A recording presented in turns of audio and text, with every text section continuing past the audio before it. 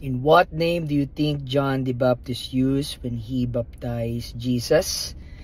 Obviously, wala pong binanggit sa Bible kung ano pong baptismal formula na ginamit ni John the Baptist nung binaptize na si Jesus Christ. Bakit?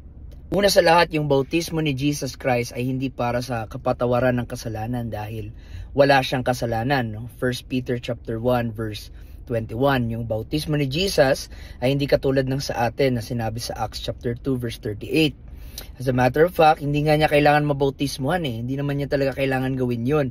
Pero bakit siya nagpabautismo? Nga si John the Baptist, ayaw siyang bautismohan Sabi ni John the Baptist, bakit kita babautismohan? Ako nga dapat ang magpabautismo sa iyo. Sabi ni John the Baptist, pero in-insist ng ating Panginoong Jesus, sabi niya hindi, dapat mo akong bautismohan. At nilinaw ni Jesus, this is my second point, Matthew 3:15, sabi ni Jesus Christ, to fulfill all righteousness. Nabanggit din sa 1 Peter chapter 2 verse 21 na ang bautismo ni Jesus ay nangyari upang magsilbing halimbawa sa atin. So kung si Kristo nga na walang kasalanan, nagpabautismo siya, ano pa kaya tayong mga makasalanan? Walang binanggit ang Bible kung sa anong pangalan binautismohan si Jesus.